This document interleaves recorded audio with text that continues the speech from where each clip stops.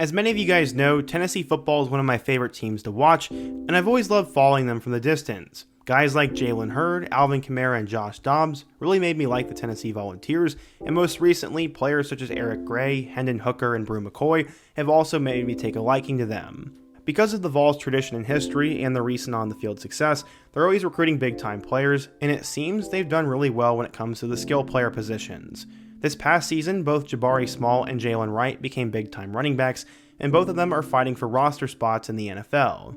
But there was one guy who, in my opinion, could be the next big thing on the team. His name is Dylan Sampson. He already scored 4 touchdowns in a game as an 18-year-old, became the leading touchdown scorer on the team last year, and has been compared to guys like Alvin Kamara. Sampson is expected to have a huge 2024 season, has been generating a ton of buzz all spring, and today I want to do a quick profile on who he is. But before we get started, if you're a big fan of college football, be sure to subscribe to the channel, leave a like if you want to support today's video, and let me know what player, team, topic, or situation I can cover next. Now let's get started and talk about Dylan Sampson.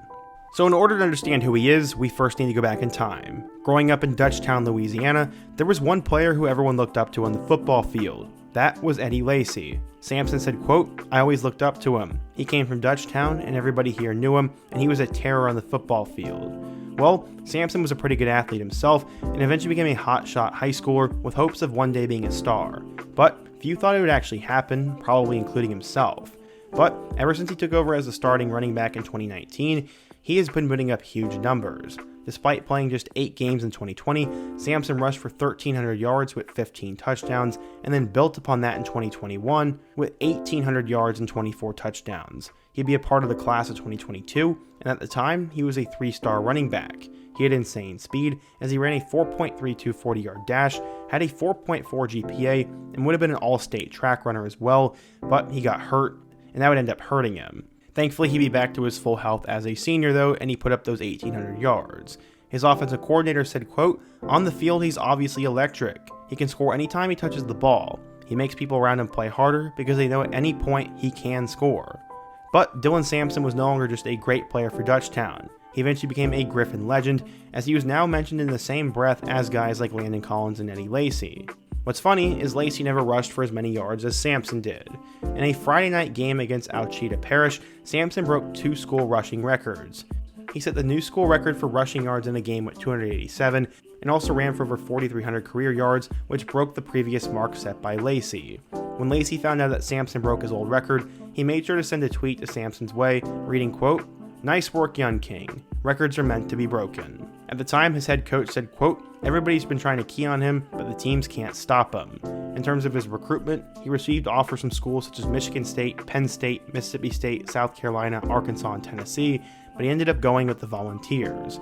Samson's signing kind of went under the radar, as Tennessee fans were more impressed with their addition of 4-star running back Justin Williams instead of him.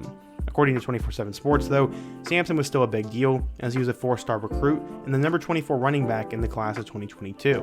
So how has he done for the Vols so far? Let's take a look. Yeah, Samson may not have been the most talked about, but he ended up having a pretty good freshman year in 2022. As the Vols had a breakout superstar season, Samson came off the bench a couple of times. He scored a touchdown against Ball State, had one against UT Martin, one against Mizzou, and then also in his first serious duty against Vanderbilt, he had 131 yards and a touchdown. In total, he finished with 397 yards and 6 total scores. Going into 2023, he'd be in a 3-headed monster group with Jabari Small and Jalen Wright. He ended up exploding in his first game, and helped the Vols have the number 2 rushing offense in the SEC and one of the tops in the country. In his first game against Virginia, he did something no other Tennessee Volunteer had done in quite some time. He scored 4 total touchdowns in a win over Virginia, 3 of which were rushing and 1 was receiving. He had 61 yards from scrimmage, and his 4-touchdown day was not only a career high for the 18-year-old, but it was the most from any Volunteer running back in the last 6 years. The last time a back had done that was when John Kelly did that in 2017 against Georgia Tech, and that was a crazy overtime game if I remember right. His one time where he got to be a primary back this year was in a 33-27 win over Kentucky, as after Jalen Wright left the game with an injury, Samson ran the ball for 91 yards in the 4th quarter, including 13 carries and 2 huge catches, and then eventually he scored the go-ahead touchdown. Samson had a couple of other decent games, as he had a touchdown against South Carolina, 139 yards and 2 touchdowns against UTSA, and then obviously 37 yards against Vanderbilt. he'd get his first opportunity to be the main back in their bowl game, as both him and Nico Yamaliava got their opportunities to be number 1 in the depth chart and show what next year could look like. Nico ran for 4 scores on the ground, and Samson ran for 133 yards and a 35-0 win over the Hawkeyes. This was huge. Samson finished the season with 604 yards and 8 total touchdowns, and it looks like he's going to be the next big thing for him. He was more of a change of pace runner in the backfield this past season, but now he's running back 1, and he's waited eagerly to take on that role. He said, quote, "I'm ready for this, and this is what I want. This is what I've been working for, and to have the opportunity to showcase and help my teammates, it's going to be a good and a new mental space to adjust to, but I'll get back into the role, and it's going to be fun." The Vols can use Samson as a back in short yardage, at the goal line, or catching the ball in the backfield, and he can pretty much do everything. So far, the word out of spring camp is that Samson's become a superstar, and many believe that he could be one of the top running backs in the SEC. He's primed for a breakout 3rd season, and it would not surprise me if he goes for over 1,000 yards and 15 touchdowns, and ends up being a day 2 pick in the 2025 NFL Draft. We will have to just wait and see though, as I could be getting ahead of myself, and Tennessee in my eyes will either win 10 or 11 games, or end up struggling to get to bowl eligibility.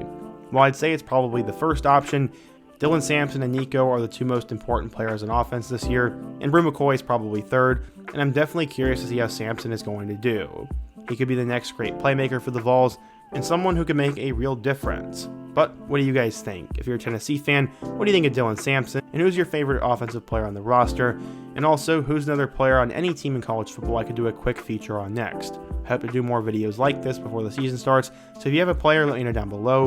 Leave a like if you're into support today's video, subscribe if you're new, and check out all of the videos on the end screen. Hope to see you guys again soon, but until next time, peace.